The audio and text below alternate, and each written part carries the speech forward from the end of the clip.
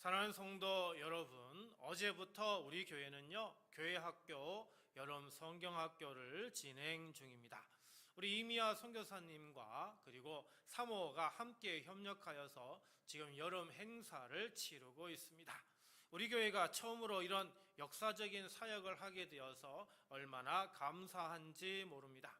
이번 여름 행사를 통해서요, 이제 우리 교회가 교육부서가 좀 활성화되어서 유아 유치부, 그리고 또 아동부, 그리고 중고등부까지 생겨서 그 사역을 위해 또 함께 섬길 분들이 세워질 수 있기를 저는 기도하고 있습니다. 그리고 자녀들을 통해서 우리 교회에 처음 신앙생활 하시는 분들이 생기고요, 또 신앙을 멈췄던 분들이 다시 신앙을 시작하는 그런 기적 같은 일들이 우리 교회 안에서 더 많이 생기기를 저는 기도하고 있습니다. 또 고민 중에 있는 게 지금 우리가 교회 학교 시간이 9시 그리고 11시 장년부 예배 시간과 지금 겹쳐서 드리고 있습니다. 그래서 앞으로 기회가 되면 시간을 따로 정해서 한 10시로 옮겨서 교회학교만의 시간을 갖고요, 또 10시에는 정말 교회학교 전문 사역을 할 수 있는 그런 분이 직접 우리 아이들의 신앙을 위해서 섬길 수 있기를 저는 기도하고 있습니다. 그리고 그것을 통해서 여름학교 행사가 한 번의 행사로 끝나지 않고 이제 계속해서 이 사역을 감당하기를 바랍니다. 그래서 우리 교회가 다음 세대를 양육하는 그런 교회로 세워지고, 그리고 우리 교회가 온전히 안정되고 정착할 수 있도록 여러분 함께 기도해 주시고 협력해 주시기를 바랍니다. 오늘 우리가 함께 나눌 말씀은요, 마태복음 13장에 나오는 천국 비유입니다. 마태복음 13장은요, 예수님께서 하나님 나라의 비밀을 여러 비유로 가르치시는 아주 중요한 장입니다. 예수님은 갈릴리 호숫가에서 배에 올라 앉으신 채 해변에 몰려든 큰 무리를 향해 바로 이 말씀을 전하셨습니다.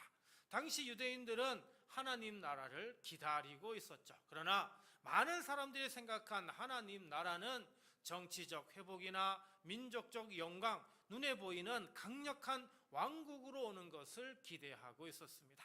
그래서 로마의 지배에서 벗어나고요, 이스라엘이 다시 나라를 세워 안정이 되고요, 그리고 주변의 이웃 나라보다도 더 강해지고요, 그래서 다윗의 영광이 재현되는 그런 나라를 기대하고 있었습니다. 그런데요, 예수님께서 가르치신 하나님 나라는 이런 사람들의 예상과는 전혀 달랐습니다. 예수님은 하나님의 뜻과 통치가 세상의 권력이나 화려한 외적인 화려함으로만 드러나는 그런 게 아니라 사람의 마음과 삶 가운데 임하는 것임을 말씀해 주셨습니다. 그래서 예수님의 비유는요, 단순한 예화가 아닙니다. 마음이 닫힌 사람에게는 그 뜻이 가려 있지만 믿음으로 듣는 사람에게는 하나님 나라를 새롭게 보게 하는 그런 통로가 되는 겁니다. 마태복음 13장 앞부분에서 예수님은 제자들에게 천국의 비밀을 아는 것이 너희에게는 허락되었다라고 말씀하셨습니다.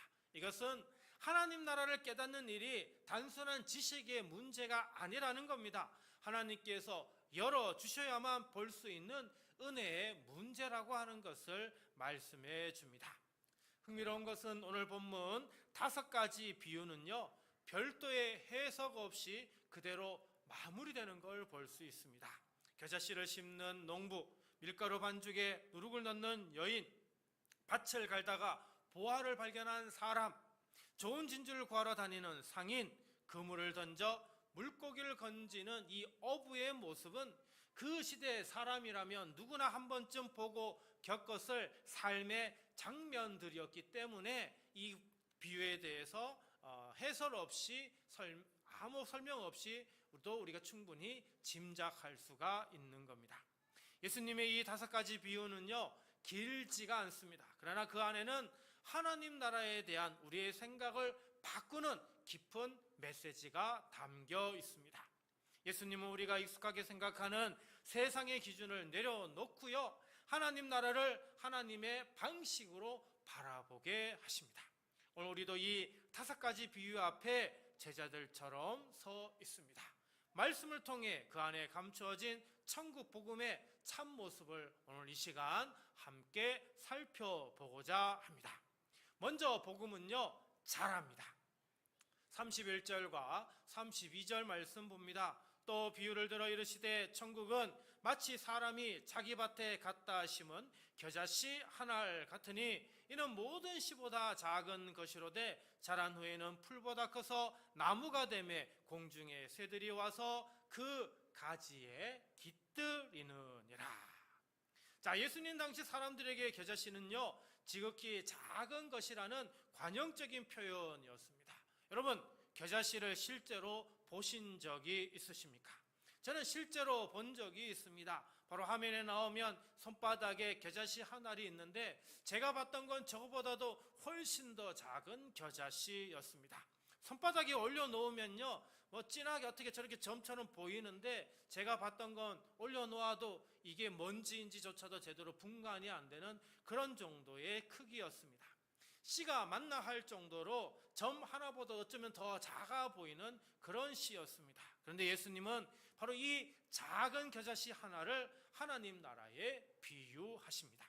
여기 자라다라고 하는 동사가 나오는데요, 자라다, 성장하다 이런 의미가 담겨져 있습니다.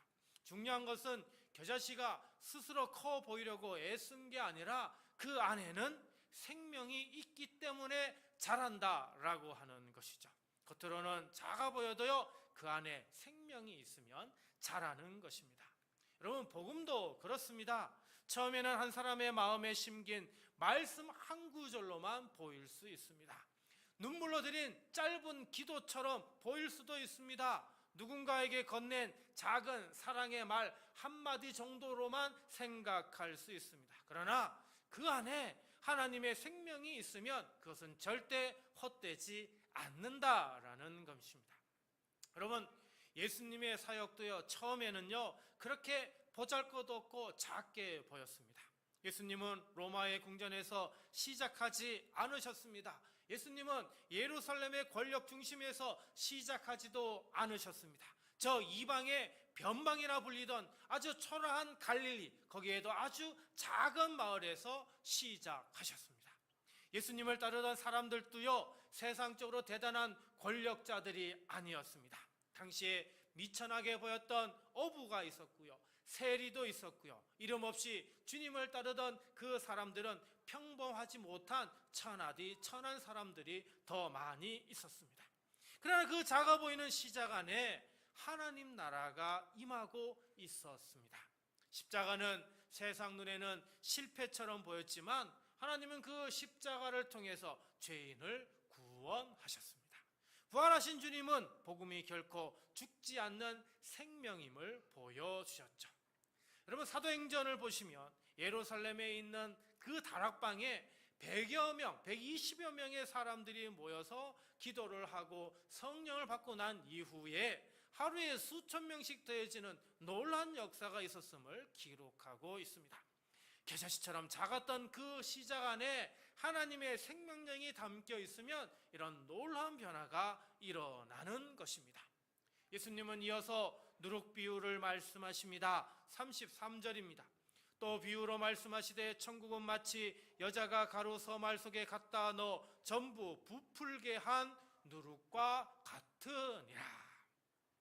자, 여기서 가루 서말은요, 100명이 넘는 사람이 먹을 수 있는 거대한 잔치용 반죽을 의미합니다. 그 많은 반죽 속에요, 조그만 누룩 한 조각을 넣었다고 합니다. 이걸 넣었을 때 겉으로는 큰 변화가 없어 보입니다. 아무 변화도 없는 것처럼 보여집니다. 누룩은요, 반죽 속에 들어가면 잘 보이지도 않지요. 그러나 보이지 않는다고 해서 아무 일도 하지 않는 게 아닙니다. 누룩은 조용히 그리고 천천히 그러나 분명하게 반죽 전체를 부풀게 만듭니다. 여기 부풀다라고 하는 헬라어 단어는 부풀게 되었다, 발효되어서 성질이 바뀌었다, 이런 의미가 담겨 있습니다. 누룩은 겨자씨처럼 눈에 보이게 자라지는 않습니다. 반죽 속으로 조용히 스며들어 그 안에서부터 전체를 완전히 변화시켜 버리죠. 겨자씨가 밖으로 자라나는 생명력을 보여준다면 누룩은요, 안에서부터 전체를 변화시키는 그런 능력을 보여줍니다. 여러분, 이게 바로 복음의 내적 변혁 능력이라고 하는 겁니다. 빵을 구워 보신 분이라면 바로 이 모습이 낯설지 않을 겁니다. 반죽에 누룩을 넣고 나면요, 한동안은 아무 일도 일어나지 않는 것처럼 보입니다. 그러나 하룻밤을 지나면 대야를 가득 채우고도 넘칠 만큼 반죽이 부풀어 올라 있는 것을 볼 수 있습니다. 누룩은 그렇게 보이지 않는 곳에서 일하죠. 사랑하는 성도 여러분, 복음이 우리 영혼 속에 들어오면 이러한 역사가 일어나는 줄 믿으시기 바랍니다. 물론 복음을 들었다고 해서 하루아침에 모든 것이 달라지지 않을 수 있습니다. 여전히 연약함이 있고요, 여전히 넘어짐이 있고요, 여전히 오래된 습관이 있어서 그 습관과 싸워야 합니다. 그러나 복음이 마음속에 들어가면요, 조용한 변화가 시작됩니다.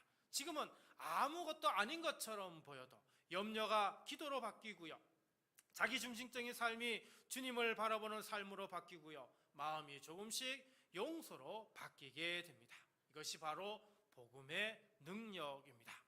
사랑하는 성도 여러분, 오늘 여러분의 믿음이 작게 느껴지십니까? 지금 드리는 기도가 초라하게 보이십니까? 그렇더라도 낙심하지 마십시오. 겨자씨와 누룩을 기억하시기 바랍니다. 하나님 나라는 사람의 힘이나 과시로 자라는 그런 나라가 아닙니다.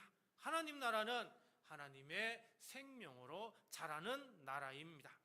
우리가 심는 작은 씨앗이 언제 어떻게 자랄지는 우리는 알 수가 없습니다.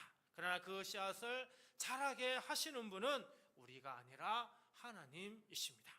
우리의 마음과 가정과 교회 안에서 하나님의 나라가 조용히 자라고 깊이 스며들고 마침내 풍성한 생명의 열매로 나타나기를 주님의 이름으로 축복합니다. 두 번째로요, 복음은 귀합니다. 44절 말씀 볼까요? 천국은 마치 밭에 감추인 보화와 같으니 사람이 이를 발견한 후 숨겨두고 기뻐하며 돌아가서 자기의 소유를 다 팔아 그 밭을 사느니라. 예수님 당시 팔레스타인 지역에는요, 오늘과 같은 은행이 없었습니다. 오늘날처럼 안전하게 재산을 보관할 수 있는 그런 제도가 충분하지 않았고요, 전쟁이나 약탈도 자주 일어났습니다. 그래서 귀한 재물이 있으면요, 항아리에 담아서 땅속 깊은 곳에 묻어두곤 했습니다.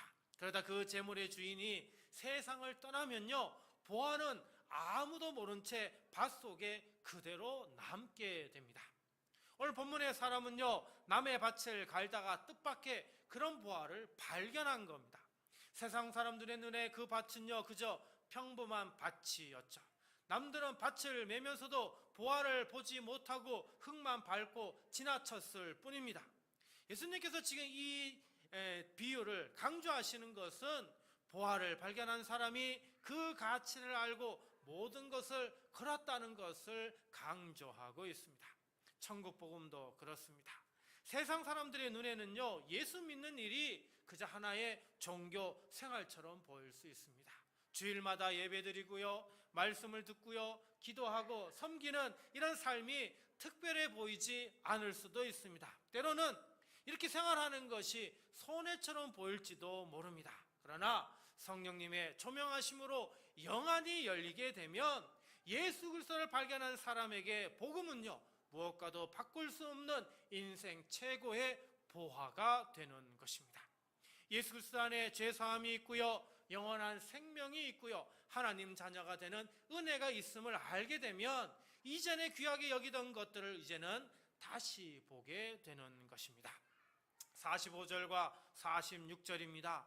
또 천국은 마치 좋은 진주를 구하는 장사와 같으니 극히 값진 진주 하나를 발견하며 가서 자기의 소유를 다 팔아 그 진주를 사느니라. 여기 극히 값진이라고 하는 단어의 헬라어는 폴리티몬이라고 하는 단어인데요, 매우 값진, 지극히 귀한, 셀 수 없이 귀하다라고 하는 의미가 있습니다. 예수님은요, 천국을 적당히 좋은 물건으로 만든 것이 아니라 인생 전체를 걸어올 만큼 가장 귀한 가치 있는 것으로 비유하고 계십니다. 여러분, 이 두 비유에는요, 흥미로운 차이가 있습니다. 밭에서 보화를 발견한 사람은 그것을 찾으러 애썼던 사람이 아닙니다. 그저 우연히 뜻밖의 보화를 발견한 겁니다. 근데 반면에 다른 한 사람은요, 좋은 진주를 찾기 위해서 오랫동안 이것저것을 계속 찾아다니다가 마침내 발견한 겁니다. 여러분, 복음도 이와 다르지 않습니다. 어떤 사람은 전혀 예상하지 못한 순간에 한번 예배 드리러 왔다가 복음을 발견하는 경우가 있습니다. 근데 어떤 사람은요, 오랫동안 예배에 나오고 성경 공부하고 또 기도하고 말씀 들으면서 어느 끝에 드디어 예수님을 만나기도 합니다. 여러분, 두 사람이 서로 이렇게 완전히 다르지만 그러나 결론은 같습니다. 복음의 가치를 발견한 이 사람들은요, 이제 이전과는 다른 방식으로 살게 되지요. 여러분, 왜 복음이 그렇게 귀합니까? 복음 안에는 예수 그리스도가 계시기 때문입니다. 우리는 우리의 선함으로 하나님께 나아갈 수 없습니다. 우리의 공로로 죄를 해결할 수 없습니다. 우리의 노력으로 영원한 생명을 얻을 수 없습니다. 그러나 예수님께서 십자가에서 우리의 죄를 담당하셨고 부활하심으로 우리에게 새 생명을 주셨습니다. 그러므로 복음은 단순한 위로의 말이 아닙니다. 복음은 죄인을 살리는 하나님의 능력이 되는 것입니다. 44절에서 부활을 발견한 사람의 반응이 매우 중요합니다. 기뻐하며 돌아가서 자기의 소유를 다 팔아 그 밭을 사느니라. 여기 기뻐하다라고 하는 동사가 나오는데요, 마음속 깊은 곳에서부터 터져나오는 아주 벅찬 기쁨을 가리키는 단어입니다. 이 사람이요, 어쩔 수 없이 재산을 지금 정리하고 있는 게 아닙니다. 손해를 감수하고 있는 것이 아니라 더 좋은 것, 더 값진 것을 얻었기에 기꺼이 자기의 모든 것을 팔아서 그것을 산 것입니다. 사도 바울도요, 이런 기쁨을 알았던 사람입니다. 바울은 자신이 자랑할 만했던 지위와 가문, 율법의 의를 낱낱이 나열하고 난 뒤에요, 그 모든 것을 어떻게 해요? 그리스도를 아는 지식에 비하면 오히려 해로 여긴다고 얘기를 했고요, 그리고 배설물로 여긴다고 고백했습니다. 세상에 보기에는 큰 손해였지만 바울에게는요, 그리스도를 얻는 것이 비교할 수 없는 유익이라고 분명하게 고백합니다. 밭의 사람도요, 진주 상인도요, 그리고 사도 바울도 동일하게 같은 것을 발견했습니다. 세상 무엇과도 바꿀 수 없는 보화이신 예수 그리스도를 발견한 것입니다.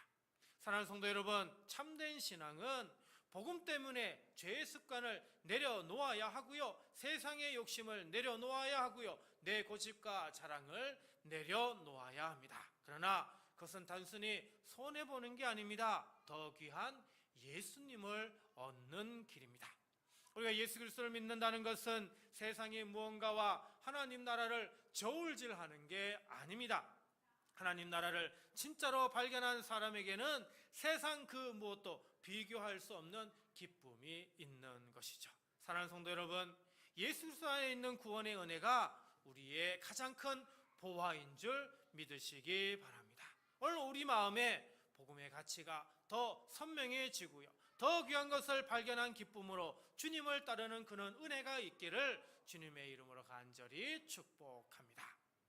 마지막으로 복음은 가릅니다. 가른다는 것은 둘로 분리하여서 완전히 나눈다라고 하는 그런 의미죠. 47절입니다. 천국은 마치 바다에 치고 각종 물고기를 모으는 그물과 같으니. 당시 갈릴리 사람들에게 그물은요, 아주 익숙한 도구였습니다. 어부들은 그물을 바다에 던지고 시간이 지나면 그물을 끌어올립니다. 여기서 예수님이 말씀하신 그물은 바다 밑바닥까지 통째로 훑어올리는 그런 그물을 이야기를 하죠. 그물 안에는요, 좋은 물고기도 있고요, 먹을 수 있거나 먹을 수 없거나 버려야 할 것도 함께 이 그물 안에 들어옵니다. 그물을 던질 때 곧바로 선별이 이루어지는 게 아닙니다. 그물이 물가로 끌려 올려진 뒤에야 그 다음에 비로소 분별하게 되는 거죠. 예수님은 이 익숙한 장면을 통해 하늘나라의 중요한 진리를 말씀하고 계십니다. 지금 우리가 살아가는 이 역사의 시간은요, 복음의 그물이 바다를 지나며 온 세상의 모든 인류에게 무차별적으로 모아드리는 바로 은혜의 때라고 하는 것입니다.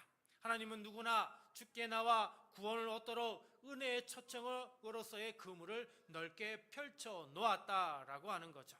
그렇게 지상에 존재하더라도 진실하게 거듭난 성도가 있고요, 안타깝게도 겉모습만 신자인 흉내내는 이들도 있고요, 전혀 하나님에 대해서 관심도 없는 죄 많은 인생들도 함께 섞여 존재하고 있습니다. 그러나 그 상태가 영원히 지속되지 않는다는 겁니다. 예수님은 마지막 때에 하나님께서 반드시 분별하신다라고 말씀하고 있습니다.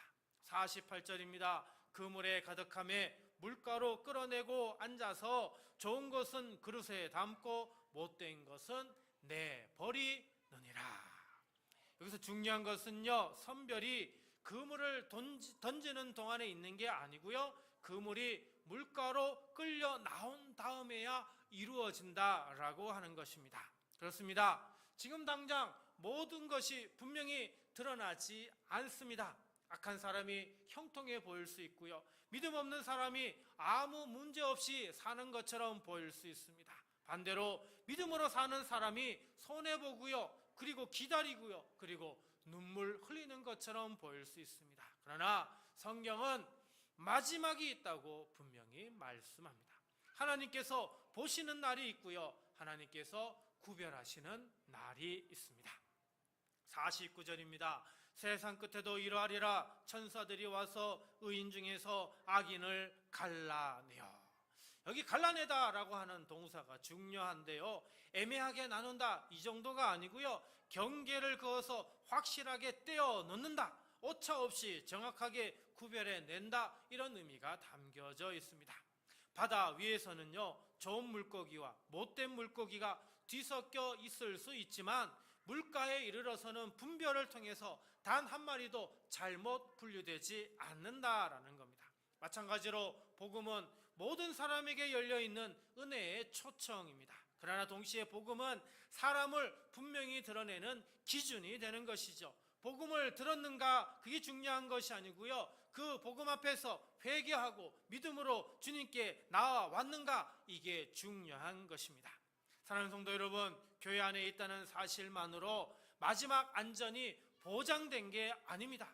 배 자리에 앉아 있다는 이 사실만으로 충분한 게 아닙니다. 신앙의 말을 알고 있다는 것으로도 충분하지 않습니다. 중요한 것은 내가 예수 그리스도를 참으로 믿고 있는가입니다. 주님의 십자가 앞에서 내 죄를 인정하고 있는가입니다. 내 공로가 아니라 주님의 은혜를 의지하고 있는가입니다. 복음은 우리를 편하게 포장하는 말이 아니라 우리의 마음을 하나님 앞에 정직하게 세우는 말씀입니다. 50절입니다. 풀무불에 던져 넣으리니 거기서 울며 이를 갈리라. 여러분, 이 말씀은 정말 무거운 말씀입니다.